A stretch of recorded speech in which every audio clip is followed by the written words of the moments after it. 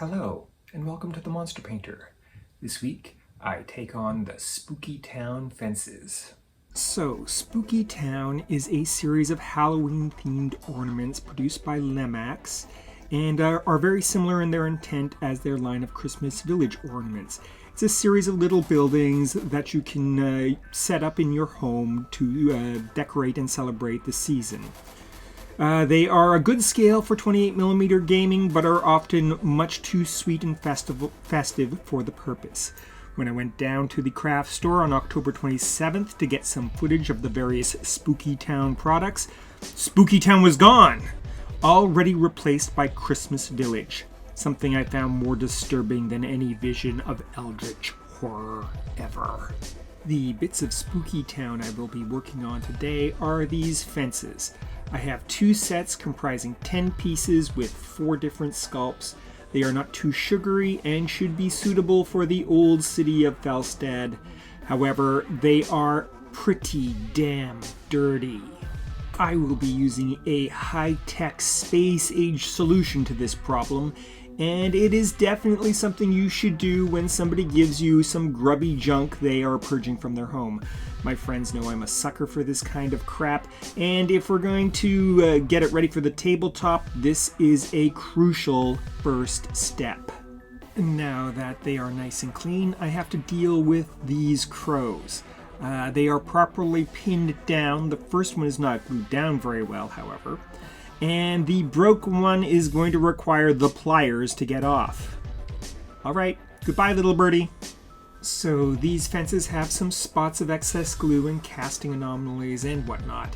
I will simply use my handy utility knife to scrape them off wherever I find them. And as always, I am mindful when using my cutty tools.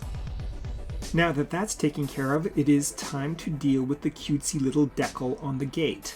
I will be using a splash of a mild solvent and my thumbnail to get rid of this silly looking little detail. And on to the fun part, painting this thing up. I will be giving the stonework my standard stonework treatment, starting with a base coat of dark gray, a mixture of Payne's gray and titanium white.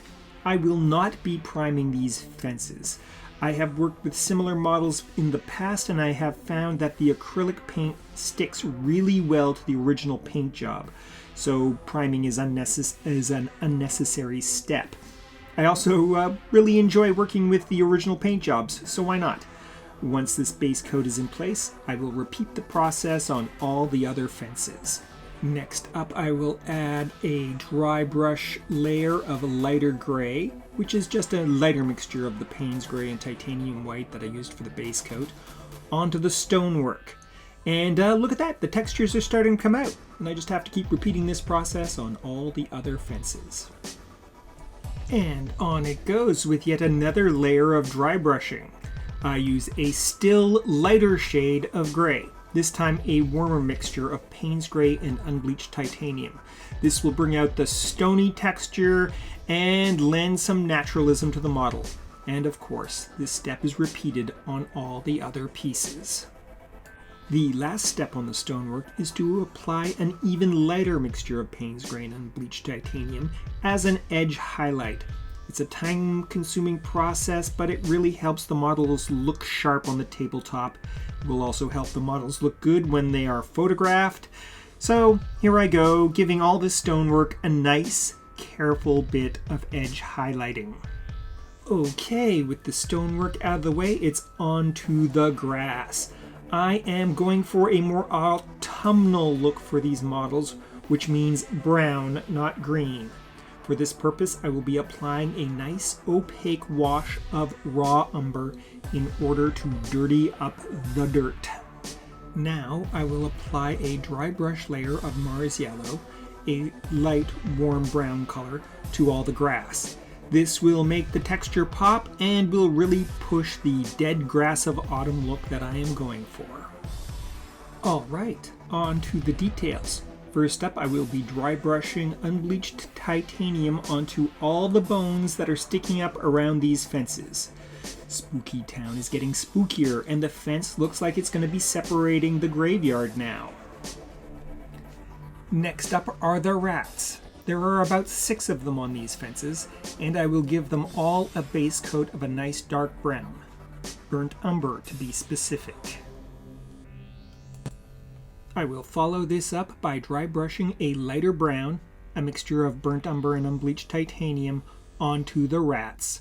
This will bring out the textures and details of our ratty little friends. Finally, the key detail on our grungy little rats, I will apply some portrait pink to their tails so that they look like actual rats. Next up are the cats. I have already touched them up with black, and now I'm just dry brushing on some dark gray, a mixture of Mars black and portrait pink. This will again bring out the forms and textures of the cats and make them look altogether more convincing. Now for the penultimate step. I have to put something on that wooden sign in front of the gate. To this end, I will just freehand a pentagram in Mars black. It should do the trick nicely. I'm not sure I should be painting such a symbol on a graveyard gate on Halloween night, but oh well, it's a darn good thing that I am not at all superstitious. And the final step is finishing up all the futzy little details, like all the spiders crawling around on the gates, and adding a little color to our angry cat's eyes, as well as painting up the crow as a magpie and reattaching him to the fence. Well, that's it. Let's take a look at the final product.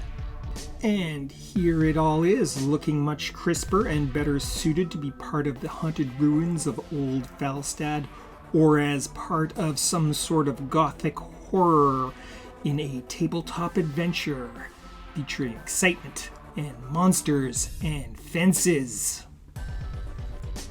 And here they are in their natural habitat, providing a boundary between the living and the dead. That's right, punk. Keep on walking. And now on to the monster fight.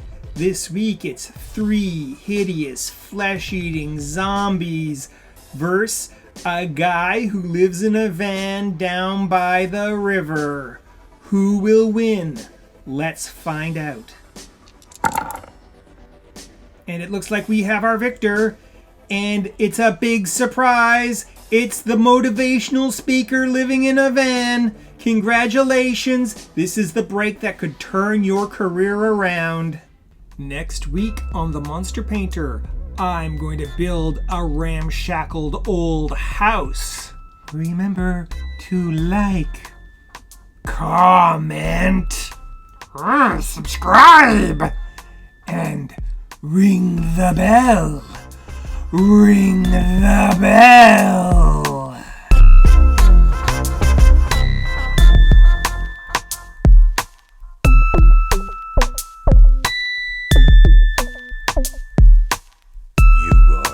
Watching Les the Monster Painter.